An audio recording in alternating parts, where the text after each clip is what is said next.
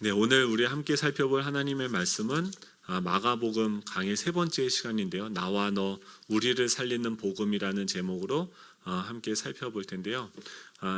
나의 세상에 별이 질 때라는 제목으로 마가복음 1장 14절부터 15절의 말씀 우리 함께 살펴보도록 하겠습니다. 마가복음 1장 14절 15절 우리 같이 읽어보도록 하겠습니다. 시작. 요한이 잡힌 후 예수께서 갈릴리에 오셔서 하나님의 복음을 전파하여 이르시되 때가 찼고 하나님의 나라가 가까이 왔으니 회개하고 복음을 믿으라 하시더라. 아멘. 우리 좌우에 계신 분들과 이렇게 인사하면 좋겠습니다. 잘 되고 있습니다. 네. 이게 제가 전에 있었던 교회에서 어떤 목사님이 설교를 시작하시면서 잘 되고 있습니다 이렇게 인사를 하려는 거예요. 그래서 제가 손과 뭐가 욱 올라오더라고요. 뭐가 잘 되면 뭐가 잘 돼 라고 했지만 전도사이기 때문에 그냥 가만히 이렇게 앉아 있었는데 말씀을 들으면서 저 목사님 뭐를 저렇게 무책임한 인사를 하래? 라고 지금 민성이 같은 경우는 지금 입원해 있는 상황이잖아요. 근데 잘 되고 있다. 이게 어떻게 생각하면 굉장히 무책임한 인사처럼 들렸습니다. 그런데 제가 곰곰이 생각을 하고 또 하나님을 더 알아가면서 점점 더 드는 생각이 우리 인생은 잘 되고 있다라는 거죠. 하나님께서 붙잡고 있는 그 인생은 잘 될 수밖에 없어요. 하나님께서 우리가 그 과정이 우리의 생각과 다르게 또 어떨 때는 정말 우리가 저 들에 핀 풀꽃같이 들꽃같이 정말 하찮은 것 같아 보이는 그런 인생이라 할지라도 우리 각자의 삶을 통해서 하나님은 자신의 영광을 드러내고 계시고 마침내 그 하나님의 나라가 완성이 될 때는 우리 각 사람들이 하나님께서 원하시는 그 장성한 분량까지 자라가서 그 영원한 그 하나님의 나라를 다스리게 될 것입니다. 예, 이러고 설교가 끝나면 좋겠죠. 그래서 서론부터 너무 또 열을 냈네요. 잘 되고 있다는 거죠. 그런데 지금 지난주에 예수님께서 세례 요한에게 오셔서 세례를 받으십니다. 이제 사역을 시작하면서 출발부터 뭘 하시냐면 그 땅에 있는 사람들의 아픔과 연약함과 눈물에 그들이 수고하고 무거운 짐을 이따만하게 죄의 짐을 이따만하게 지고 있고 그 짐에 눌려서 사망으로 지옥으로 끌려갈 수밖에 없는데 그들은 절망하며 살아갈 수밖에 없는데 예수님이 오셔서 그 세례 요한에게 세례를 받으시는 거예요. 그리고 이 땅에 있는 모든 인류의 그 수고하고 무거운 짐들 그것으로 말미암아 그 과거에 지었던 죄로 말미암아 저주를 받을 수밖에 없는 그 수치스러운 그 짐보따리를 나에게 다오라고 말씀하시는 거예요. 어린 양이 되어서 죄가 없고 흠도 하나도 없는 그분이 우리의 모든 과거의 현재 그 미래의 모든 그 죄의 짐보따리를 대신 짊어지시고 그 광야로 가셔서 사역을 시작하십니다. 이제 사람들은요 뭔가 되어질 것 같다라고 생각을 할 거예요. 그리고 이제 세례 요한뿐만이 아니라 이제 예수님이라는 분이 등장을 했죠. 그런데 사람들은 아직 예수님에 대해서는 알지 못했습니다. 예수님이 어떤 분인지는 알지 못했어요. 다만 이스라엘 백성들은 이제 기대하기 시작했습니다. 잘 되고 있습니다. 그 말에 맞아 우리는 이제 잘 될 거야. 긍정적인 생각을 하면서 모든 것들이 이제부터는 순탄하게 되어질 것이다 라고 그렇게 다짐을 했어요. 왜냐하면 지금 그들에게 이 세례 요한이라는 존재는 그런 존재였기 때문에 그렇습니다. 이스라엘 백성들, 이스라엘이라는 단어의 이름이 뭐냐면 하나님께서 너희를 선택하셨다라고 하는 거예요. 지금 이스라엘 백성들이 하나님이 우리를 선택하셨고 하나님의 택한 백성이다라고 자기들을 인식하고 있었는데 지난 400년 동안 그들에게 어떤 일이 일어났습니까? 아수르 또 바벨론, 메데, 바사, 헬라, 로마 수많은 강대국들 그 열방의 그 주인이 바뀔 때마다 그들은 무기력하게 그들에게 끌려가면서 어떤 노예처럼 그렇게 피식민지로서 살아갈 수밖에 없는 연약함을 경험했죠. 그 시간이 얼마냐면 400년이라는 시간이에요. 400년 동안 계속해서 주인이 바뀌고 노예로서 여기저기 팔려다니는 거예요. 자기 선택권, 자기 의사결정권을 상실한 채로 세상이 자기에게 요구하는 대로 그냥 순종하면서 불의함을 그냥 경험하면서 먹고 살기 위해서 어쩔 수 없이 살아가면서 이제는 소리내서 우는 법도 잊어버린 채, 누가 뭐라고 하면 화를 내는 것도 하지 못한 채로 그냥 내 운명이 이러려니 보다 하고선 살아가고 있었습니다. 그런데 그들 마음속에 소망이 다시 싹 터오기 시작하는 거예요. 왜냐하면 다 종처럼 노예처럼 소망 없이 절망 가운데 살아가고 있는데 이 세례 요한이라는 사람이 갑자기 일어나는 거예요. 그러면서 그 열방을 향해서 선포하기 시작하는 거예요. 우리는 이렇게 살 사람들이 아닙니다. 우리는 다시 하나님께 나아가야 됩니다. 하나님께서 우리를 부르고 계십니다. 그 요단강에서 이 세례 요한이 온 유대와 사마리아 이 모든 그 팔레스타인에 살고 있는 모든 이스라엘 백성들에게 선포하기 시작하는 거예요. 사람들이 이 세례 요한을 보면서 다시금 꿈을 꾸기 시작하는 거예요. 와, 하나님께서 이제 우리에게 선지자를 보내셨다. 저의 말대로 우리가 회개하고 하나님께로 돌아가면 하나님께서 우리나라를 회복시킬 거야. 이 다윗의 그 영광, 이 솔로몬을 통해서 우리가 맛보았던 그 하나님 나라의 그 영광을 우리가 볼 수 있을 거야. 내가 더 열심히 이 종교적으로 그들에게 그 요단강까지 가서 세례를 받고 물 세례를 받고 내가 내 생활을 습관을 깨끗하게 변화하고 하면은 내 삶에 엄청난 일이 더 이상 남이 시키는 대로 살아가지 않는 그런 인생을 살 수 있을 거다라고 사람들은 생각했어요. 근데 14절에 보면 오늘 본문이 뭘로 시작되면 요한이 잡혔다라고 얘기해요. 그들이 완전히 다 식어져서 숯덩이가 되어진 것과 같은 그들 가운데 정말 이 새싹 같은 것이 기적적으로 하나가 났는데 그 새싹이 잘려버린 거예요. 여기서 잡혀있다, 세례 요한이 잡힌 후에라고 할 때 그 잡혀있다라는 것을 영어 성경으로 보면 어레스트라고 되어져 있어요. 왜 우리 그 의학 드라마 이런 거 보면은 환자가 갑자기 응급실 문이 쫙 열리면서 막 끌고 오고 막 누워 있는데 갑자기 그 옆에 심장 박동기가 있지 않습니까? 그게 갑자기 막 뛰다가 쭉 가는 거예요. 그러면은 그 의사들이 다급하게 소리를 외칩니다. 어레스트. 그게 뭐냐면 심장 박동이 정지되었습니다 라고 하면은 제세동기를 가져와서 다시 그 심장에다가 전기 충격을 가해서 그 멈춘 심장을 다시 뛰게 하는 거죠. 이게 뭐냐면은 어레스트예요. 근데 지금 그 어레스트를 지금 누구한테 썼냐면 요한이 어레스트 됐다는 거예요. 요한, 그들이 다시 심장이 뛰는 것 같고 이렇게 하면 내가 회복되어질 것 같다라는 그 소망이 일어나기 시작했는데 그 소망이 무참히 정지되어지는 것을 그들이 경험하게 되어졌다는 거예요. 여러분들은 어떻습니까? 여러분들의 일주일의 삶은 어땠어요? 제가 그 백신을 지금 이제 어느 정도 맞고 7월 달, 8월 달이 되면 이제 7월 달이 되면 50대가 맞고 8월이 되면 40대가 맞고 이러면서 그 이후는 또 막 이렇게 되는데 영국에서 어떤 기사가 떴는데 영국에서 또 그래서 그거 짜증나서 클릭하기도 싫더라고요. 영국에서 무슨 변이 델타 무슨 바이러스가 나오는데 그것 때문에 또 숫자가 늘어난대요. 그러면서 백신을 지금 맞은 것도 무력화될 수 있다. 그래서 제가 그거 보다가 승질 나가지고 그냥 패스해버렸어요. 그리고 머릿속으로는 계속 괜찮다, 잘 되고 있다, 뭐 이제 코로나 금방 끝날 거다, 우리 마스크 벗을 수 있다, 막 이런 생각을 했는데 그러면서도 내 마음속에는 그 불안감들이 싹 터오르는 거죠. 우리가 뭔가 소망을 갖는다, 희망을 갖는다라고 하는 것들이 다 이와 같다라는 거예요. 지금 그 사람들이 누구한테 희망을 보았냐면 세례 요한이라는 한 사람에게서 희망을 본 거예요.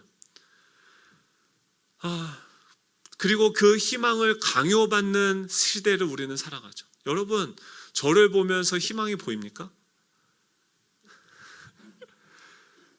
세례 요한을 보면서 희망을 갖는 건, 지금 우리 한국 교회가 지금까지 어떤 방식으로 왔냐면 어떤 한 개인과 어떤 상황들에게 희망을 거는 방식으로 왔다가 계속해서 그 목사님을 신뢰하고 의존했다가 실망하고 다시 또 이 교회는 좋은 교회구나, 예수종합교회는 따뜻한 교회구나 하면서, 여러분, 저를 보고 오시는 분들은 없겠지만 그런 것들을 보고 오셨다고 한다면 여러분들은 또 실망을 할 거예요.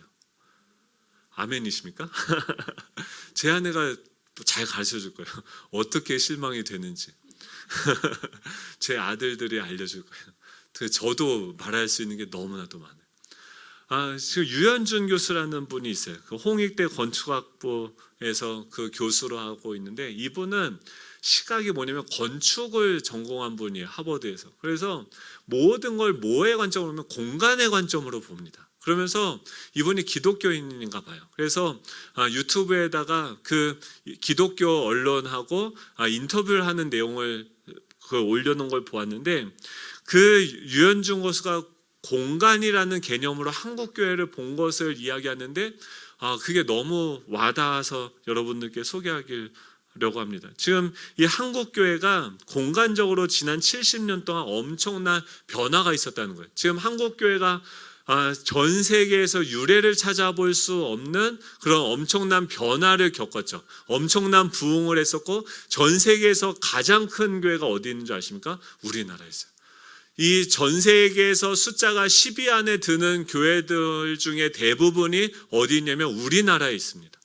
근데 그런 그 교회들을 바라보는데요, 지금 뭐라고 얘기하냐면, 그래서 우리는 뭐라고 얘기하면, 하나님이 우리에게 은혜를 주셔서 우리나라 교회가 이렇게 부흥을 했다라고 이야기를 하죠. 지금도 여러분들이 전에 다녔던 그 교회도 하나님이 은혜를 주셔서 이렇게, 그러니까 부흥을 했다라고 이야기하는데, 우리가 부흥을 했다, 잘 됐다라고 얘기하는 그 기준은 뭐냐면, 어떤 탁월한 목회자가 있고 그 탁월한 목회자의 개인적인 능력과 그 조직적인 체계를 통하여서 그 교회에 사람들이 많이 모이고 재정이 많아졌다라는 것을 우리는 하나님이 은혜를 주셨다라고 생각을 합니다.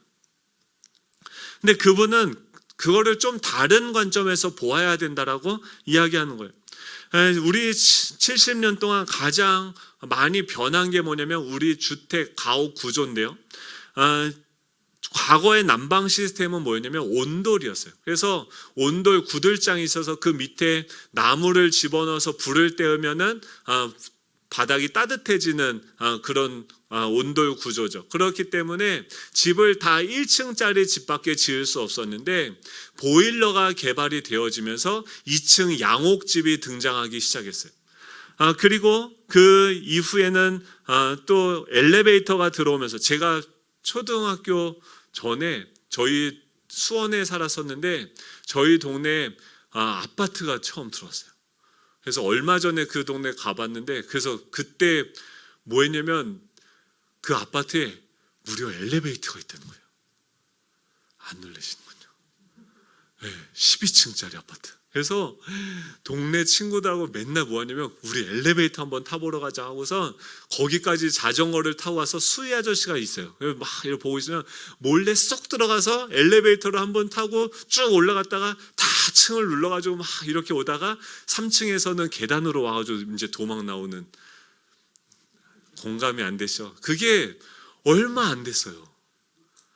동네에 엘리베이터가 있는 아파트가 들어온 게 얼마 되지 않았어요. 그런데 그러면서 뭐가 이 사회적으로 어떤 변화가 일어났냐면, 전에는 이 인구 밀도가 그냥 한 층 단층짜리 주거 형태였다고 하면 그것이 양옥으로 바뀌고 그게 빌라가 되어지고 이제 12층짜리 아파트가 되어지면서 이제 인구 밀도가 토지 면적당 인구 밀도가 엄청 높아지게 되고 온 땅에 우리나라에 있는 모든 사람들이 다 서울 대도시로 중심으로 다 몰려들기 시작한 거예요. 그러다 보니까 이제 시장은 어떻습니까? 예전엔 전통 시장으로 지금 여기도 며칠에 한 번씩 장이 서요. 그래서 거기를 가서 장을 보다가 이제 그 동네 어귀의 시장이 생겨서 그곳에 가서 장을, 저 어렸을 때만 해도 그러다가 이제 아파트가 생겨나면서 뭐가 생겨나냐면 상가라는 게 생겨났어요. 그게 언제요? 80년대부터 이런 상가들이 생겨나기 시작하는 거죠. 이제 그 마트가 상가로 들어오기 시작했고 시장을 갔던 사람들이 이제 그 가까운 데서 그 물건을 사고 팔 수 있는 시대가 열려지게 된 거죠. 그러면서 종교적으로는 이 상가가, 이 유현중 교수 뭐라고 하면 대한민국 종교 역사에 혁명이 일어났다라고 얘기해요. 그러니까 우리나라 한참 교회들이 부흥하고 성장하던 그 80년대 시기에 그 부흥을 촉진했던 게 뭐냐면 이 상가였다라고 얘기해요. 왜냐하면 목회자도요, 이제 누구든지 신학교만 나오면 상가를 얻어서 누구든지 개척을 할 수 있게 되고 이 교회들의 무한 경쟁 시대가 도래한 거예요. 그리고 거기서 말씀이 좋고 영향력이 있는 목회자들 중심으로 또 주변에는 어떻게 해요? 계속 부동산 개발이 일어나면서 상가들에 있는 교회들, 또 거기에 있는 능력이 있는 목사님들 중심으로 사람들이 몰려들기 시작하고 마치 뭐와 같냐면 이 교회가 종교적인 실리콘밸리와 같이 됐어요. 우수한 기술과 능력을 가진 사람들 중심으로 성공해서 큰 기업이 되는 것처럼 교회들도 그렇게 큰 기업이 되어져 갔다라고 이야기해요.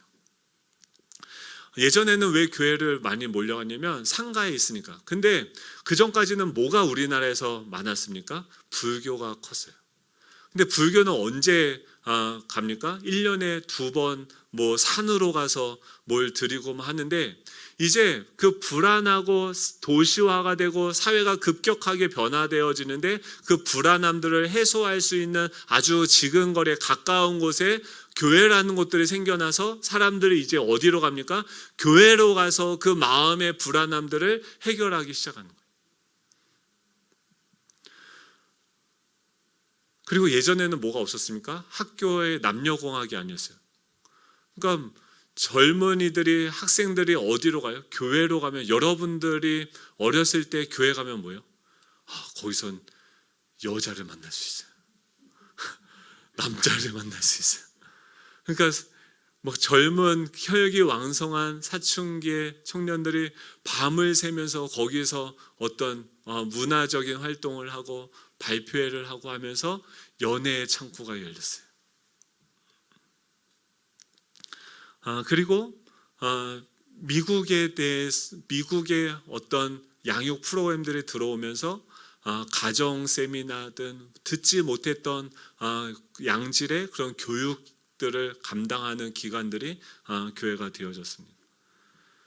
목사의 권위도요 점점 높아져요. 스타 목사가 됐어요. 왜냐하면 지금 저희는 그렇게 거리도 멀지 않고 이렇죠. 근데 제가 어렸을 때 다녔던 교회만 하더라도 강남의 압구정동에 있는 엄청 큰 교회였어요. 3만 명이 넘었어요.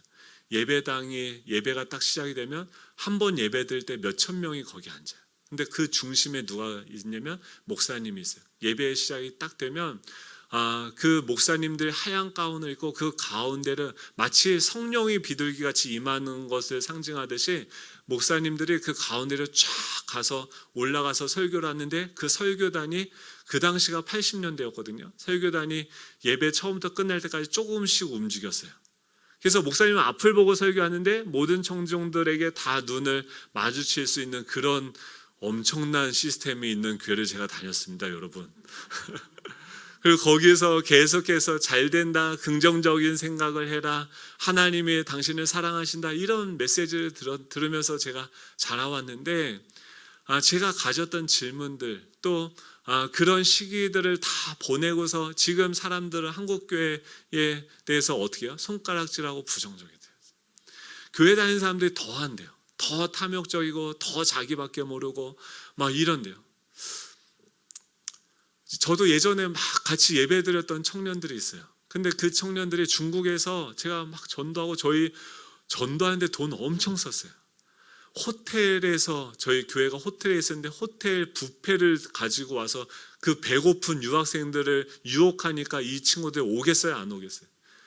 1000명의 유학생들이 있는 도시에서 저희 교회 300명의 청년들이 교회를 나왔어요. 그리고 같이 예배하고 막 우리 다 막 엄청 재밌게 생활했어요. 근데 한국에 왔는데요, 그 친구들이 보이지 않아요. 그때 그렇게 막 기도하고 밤을 새고 하나님을 예배한다고 했는데 지금 그 사람들의 교회 보이지 않아요. 다 이유가 뭐냐면 목사님한테 뭐 실망했다, 교회 상처받았다, 교회 뭐 이렇다. 그리고 그러면서 얘기하는 거 뭐냐면 결국 자기 성공을 위해서 돈을 많이 버는 곳으로 세상을 향해서 나아가요. 근데 지금은요, 이제 그분이 뭐라고 하면 좋은 시대가 됐대요. 교회가 건강해질 수 있는 시대가 됐대요. 예전처럼 이제 남녀공학이 되면서 교회 숫자가 청소년들이 줄어들기 시작했다고 이분은 보더라고요. 교회 와도 이제 교회 밖에서 이제는 만날 만의 장소 공간들 훨씬 더 많아졌어요. 그리고 과거에는 목사님들이 성인이 돼서 유일하게 받을 수 있는 그런 인문학 교육이라든지 여러 가지 신학 강좌들 했는데 지금은 유튜브만 틀면은 뭐 차고 넘쳐요. 인문학 강의요, 뭐 배우고 싶은 거요 다 들을 수 있어요. 이제 뭐 예전에는 어떻게 하면 성공하고 어떻게 하면 내가 잘 살 수 있는지 목사님들을 통해서 배웠는데 이제는 유튜브 가면요, 어떻게 내가 가만히 있어도 돈이 돈을 낳고 이 시간이 그 주식을 어떻게 하면 투자할 수 있는지, 경제 문맹에서 벗어나서 어떻게 하면 부자가 되고 내가 성공할 수 있는지에 대해서 이제 유튜브에 들어가면 예전에 목사님들의 교회에서 얘기하던 것들을 이제 하나님을 빌어서 어떻게 하면 성공하고 복 받을 수 있는지를 얘기했었는데 이제 하나님을 빼고도 그냥 노골적으로 어떻게 하면 돈을 잘 버는, 지금 청년들 다 어디로 가냐면 유튜브 속에서 그 유튜버들이 이제 목사 대신에 그들을 추구하고 그들을 예배하게 되는 시대가 됐어요. 이제 교회 남은 사람들은 누구냐면 순수한 진짜 하나님을 신앙하는 사람들, 아니면 이성교제에 관심이 없는 나이 드신 분들, 아니면 교회 와서 공동체적인 소속감을 갖기를 원하시는 분들이 교회에 남았다. 이건 너무 좀 비참하게 그분이 얘기한 거는 있는데 상당 부분 맞는 것 같아요. 그게 뭐냐면 지금 우리가 살아가고 있는 시대예요. 그러면 교회는 희망이 사라진 걸까요? 그 전에 80년대 지금 도시화가 형성이 되고 아파트 붐이 일어나고 사람들이 다 몰려들면서 교회에 와서 위로받고 잘 살고 행복하게, 그렇게 해서 그때 기도했던 제목들이 지금 다 거의 성취되지 않았습니까? 우리나라가 정말 G7 국가의 초청을 받아서 거기에 참여할 수 있을 정도로 잘 사는 나라가 되어졌고, 지금 뭐 경제소득부터 필리핀보다 훨씬 못 살던 우리나라가 지금 세계에서 물가가 제일 비싼 나라 중에 하나가 되지 않았습니까? 근데 그 기도 제목들이 다 우리가 어느 정도 응답이 됐는데 지금 짜장면이요? 안 먹어요.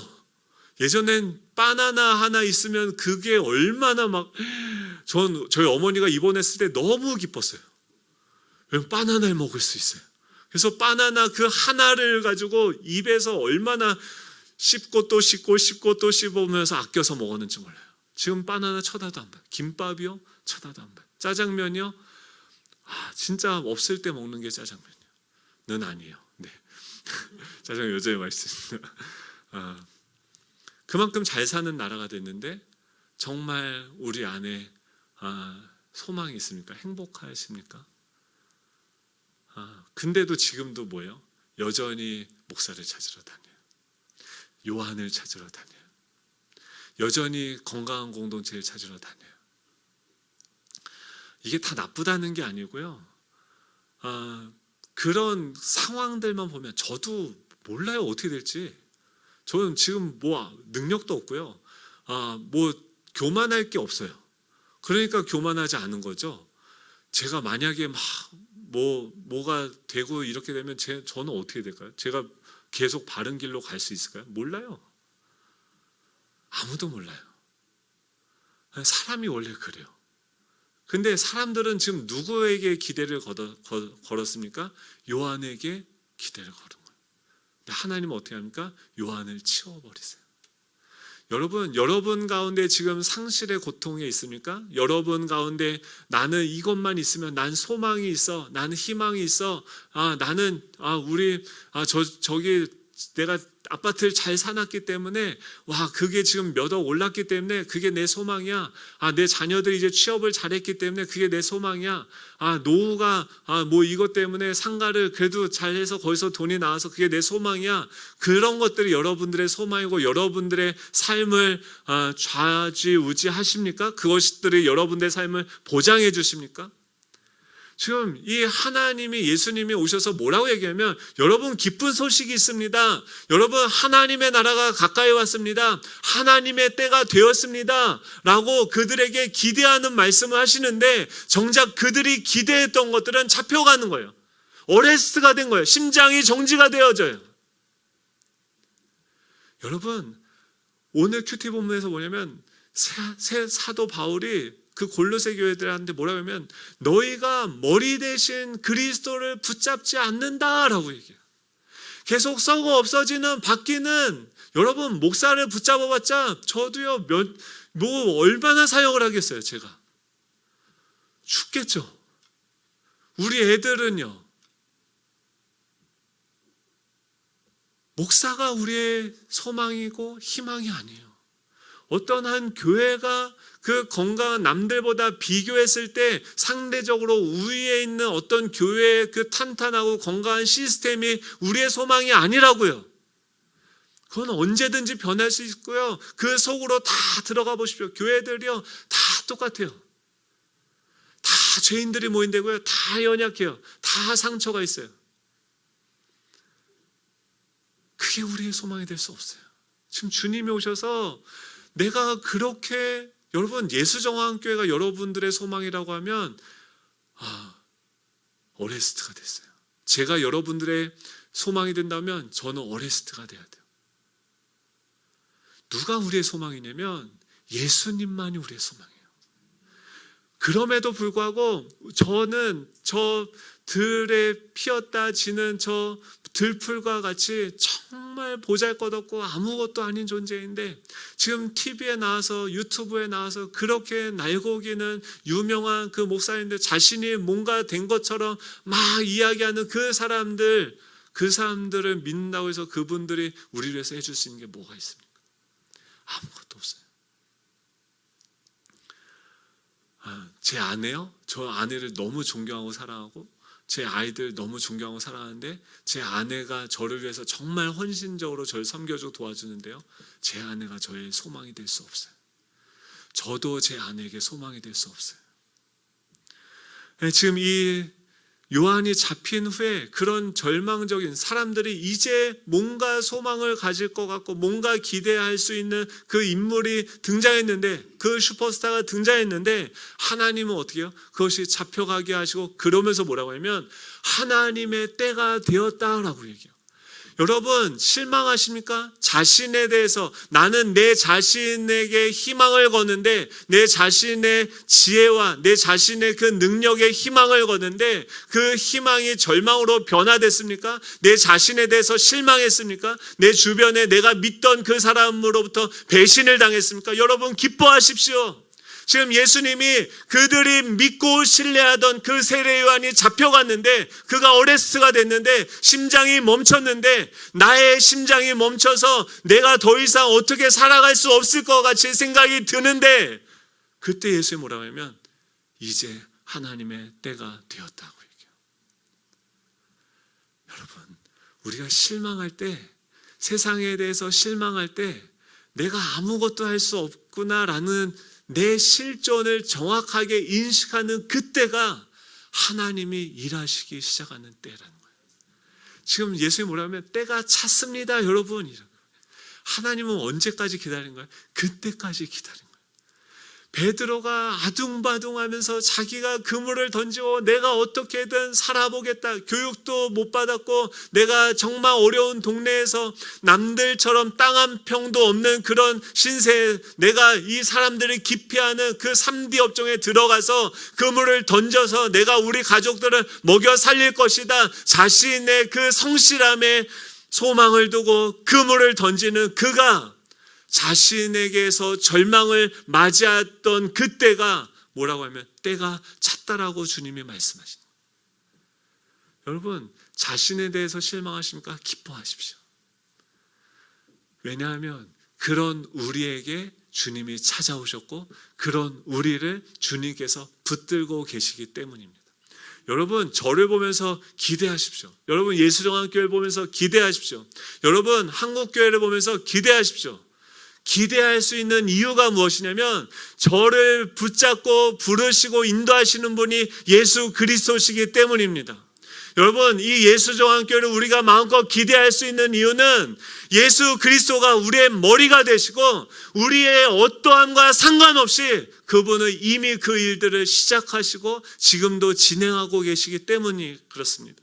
여러분, 한국교회를 바라보면서 기대하시오는 반말이죠. 기대하십시오. 왜 그렇습니까? 주님께서는 한 번도 그 신실한 역사하심을 멈추지 않았기 때문에 그래요. 지금 한국교회는 새로워지고 있어요. 성장하고 있어요. 정말 순수하게 주님만을 믿고 의지하는 교회들로 하나님께서 거룩하게 만져가고 계세요. 여러분, 그 상황으로 부르시는 거예요. 주님은요, 기독교는 어떻습니까? 우리가 요단강으로 가는 게 기독교가 아니에요. 내가 주님을 위해서 무언가를 했을 때 주님이 나에게 이렇게 해주는 것이 기독교가 아니에요. 여러분, 헌금을요 우리가 이렇게 바꿨어요. 여러분, 헌금을 많이 해야지 복을 많이 받을까요? 적게 해야 복을 받을까요?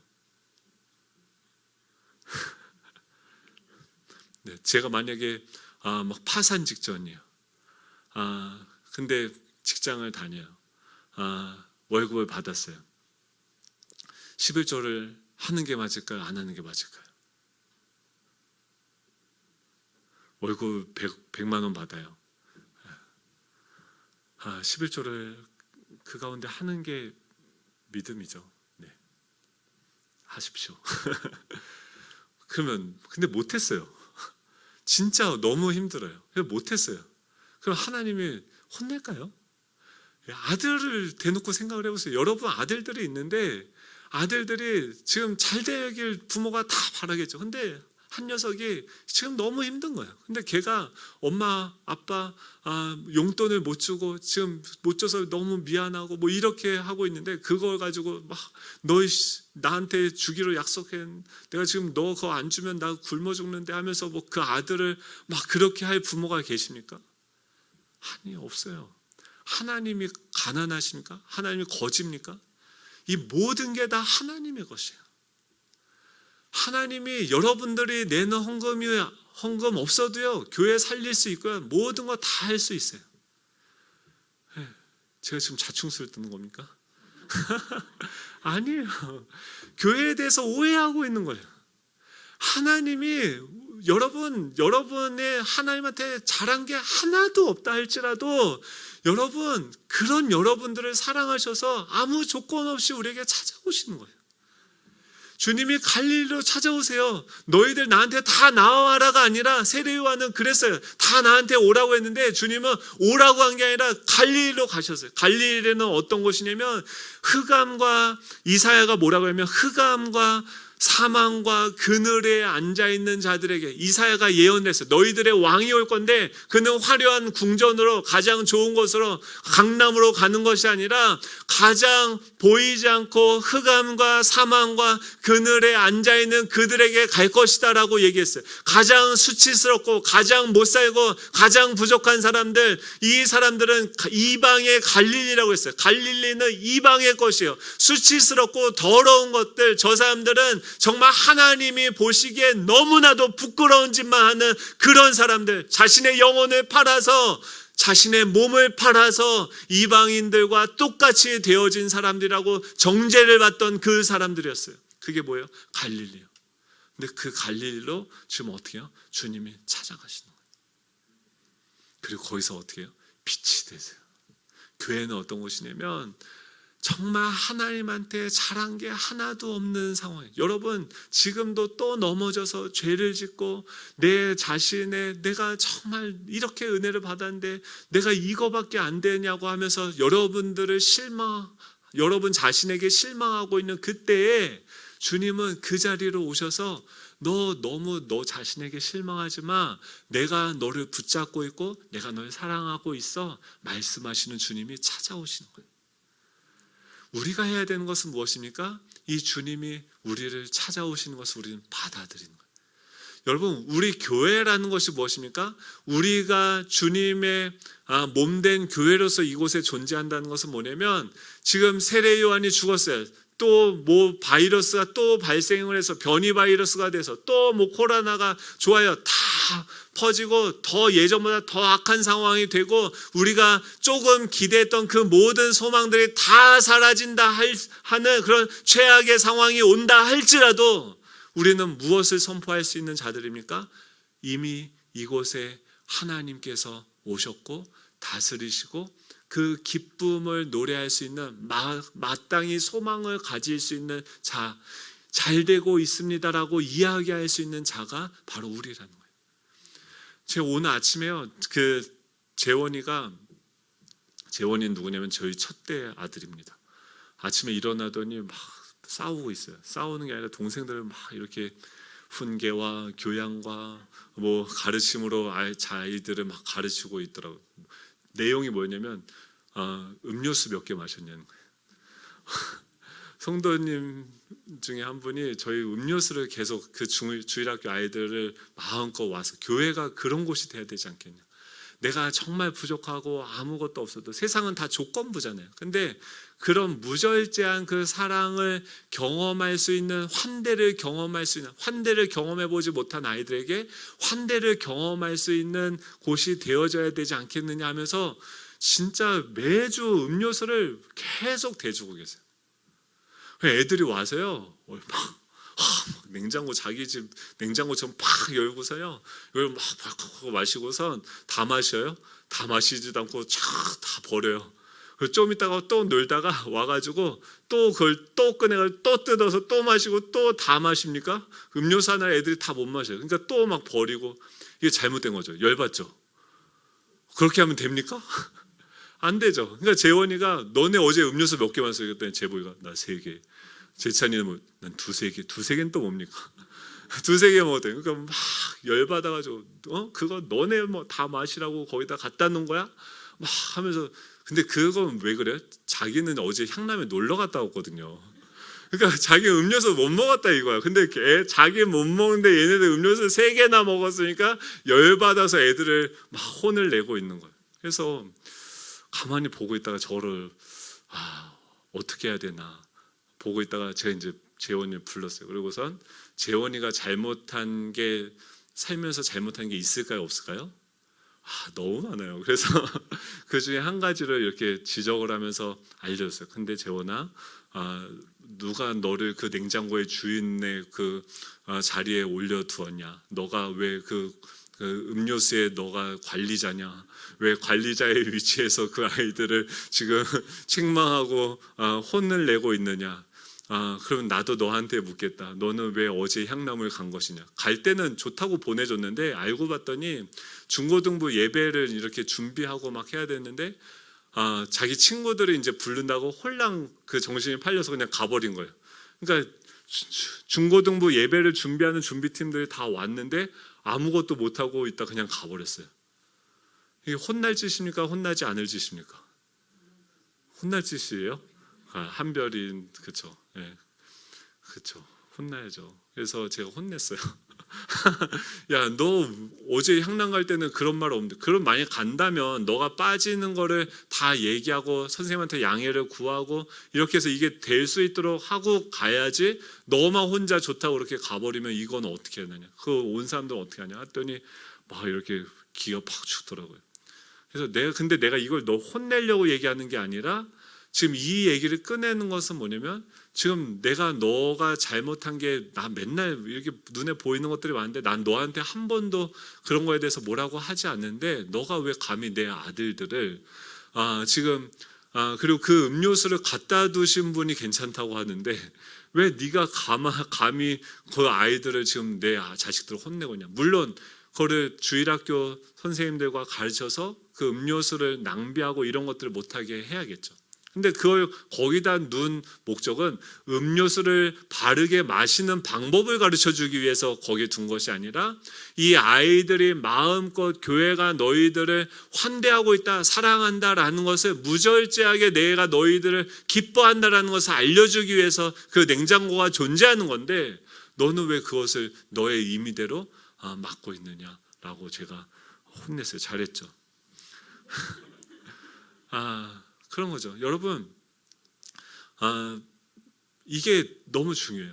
그러니까 여러분들이 지금 절망하고 뭐가 안 된다, 희망이 없다라고 생각하는 그 자리에 여러분들이 서 계시는데 거기에서 여러분들은 어떤 역할을 하고 계시는 거예요? 지금 예수님도 그 상황에 오신 거예요. 요한이 사로잡혔고 지금 모든 상황들이 좋지 않아요. 예수님의 세력도 아무것도 없어요. 아무것도 할 수 있는 게 없어요.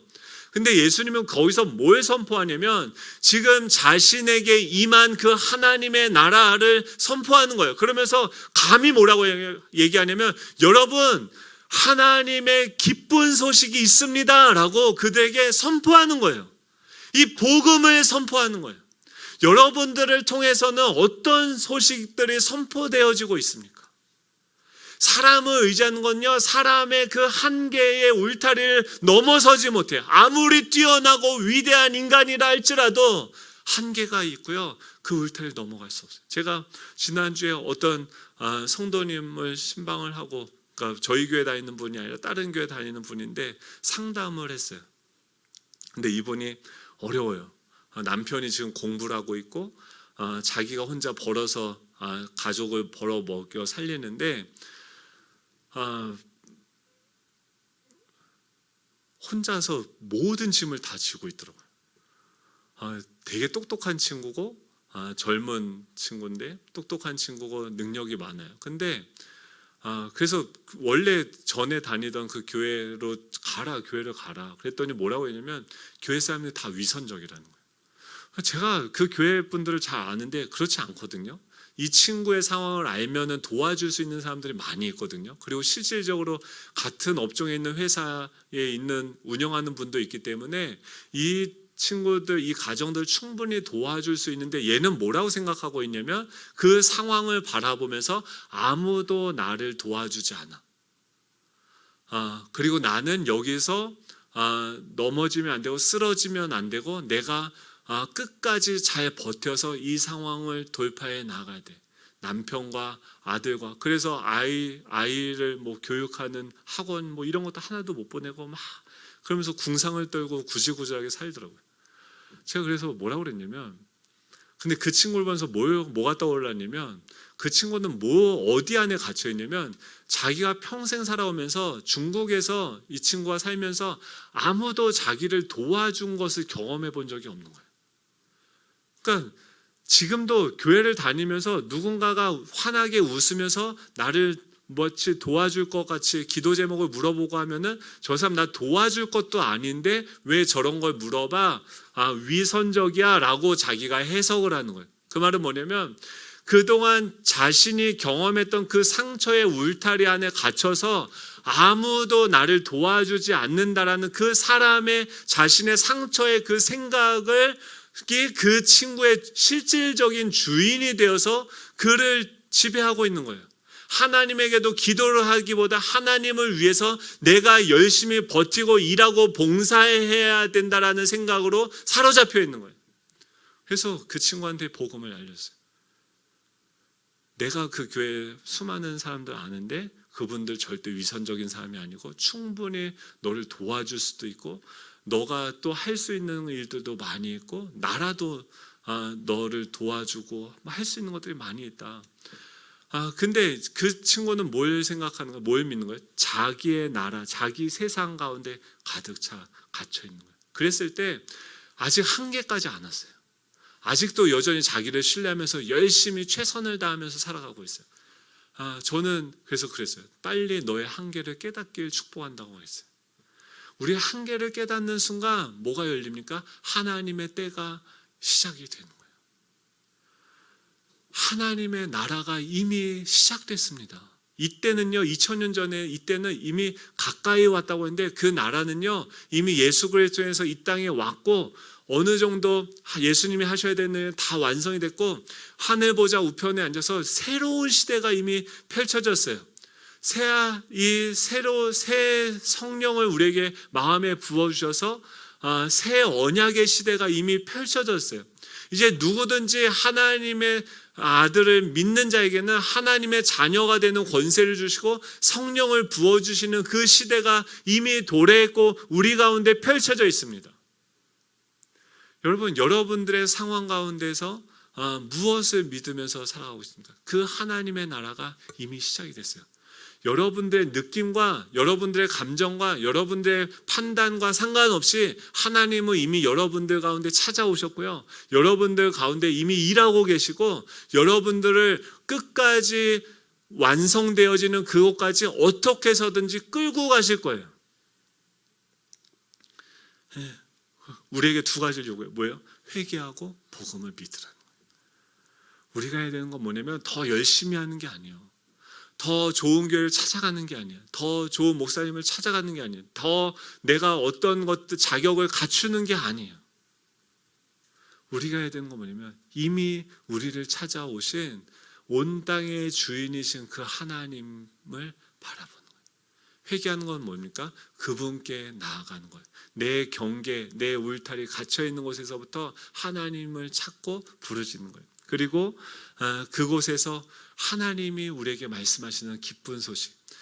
여러분, 가만히 서서 오늘날 구원을 이루시는 너희를 위해서 행하시는 구원을 바라보십시오.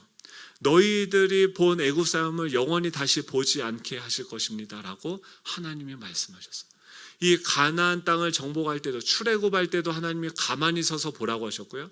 가나안 땅을 정복할 때도 모세가 죽은 후에 너희가 두려워하지 말고 가만히 서서 내가 너희를 인도하는 것을 보라고 하셨어요. 여러분, 우리가 해야 되는 것은 뭐냐면 가만히 서서 우리 삶 가운데서 역사하고 일하고 계시는 그 하나님을 바라보는 거예요. 그 하나님께 나아가는 거예요. 구하고 찾고 두드리는 거예요. 그 하나님의 일하심을 경험하게 되는 줄로 믿습니다. 우리 온 땅의 주인 찬양할 텐데요. 지금 이 주님은요, 어디로 오셨습니까? 흑암과 절망과 그 상처로 덮여 있는 그 갈릴리, 우리의 실패의 자리, 우리의 한계를 경험하는 그 자리로 주님이 이미 찾아오셨어요. 주님이 이미 우리한테 말씀하세요.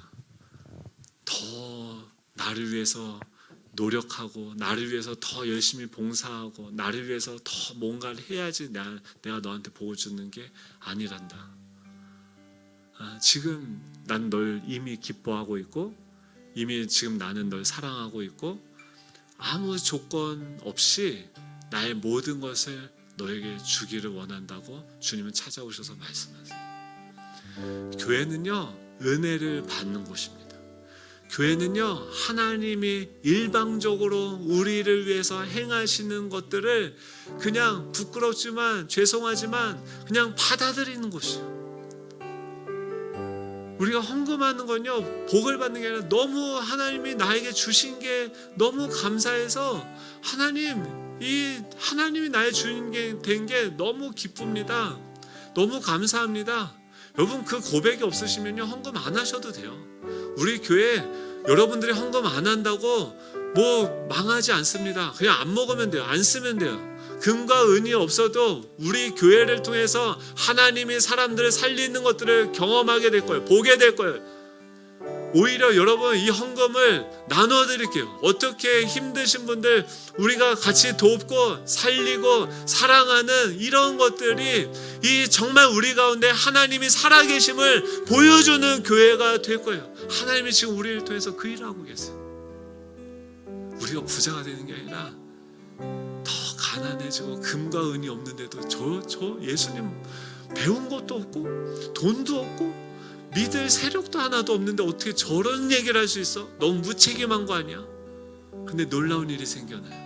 그분이 가는 곳마다 사람들이 살아나요. 그분이 사람들 축복하는데 그곳에 귀신이 떠나가고 질병 들린 사람이 치료되어지고 그 사람을 통해서 사람들이 자유해지며 하나님을 예배하기 시작해요. 여러분 그 일들이 이 마가복음 우리 살펴보면서 우리를 통해서 이 땅 가운데 이루어질 겁니다. 돈 없어도 상관없어요. 난 능력 없어도 상관없어요. 하나님이 나를 통해서 일하실 것입니다. 왜요? 하나님이 우리의 주인이 되시고 우리를 통해서 이 땅을 회복하시기를 원하시기 때문에 그래요. 회개하라, 나에게 다가와라, 내가 너희를 통해서 이 땅을 축복하겠다, 주님이 말씀하십니다. 나의 능력이 아니라, 나의 지혜가 아니라, 나의 어떠함이 아니라 우리 가운데 계신 주님께서 위대하시기 때문에, 그분이 온 땅의 주인이시기 때문에 그분을 통해서 이 회복의 역사가 일어날 줄로 믿습니다. 우리 그 주님 찬양하면서 나아가요. 다 일어나셔서요. 우리 나라와 권세와 영광과 능력이 영원토록 영원토록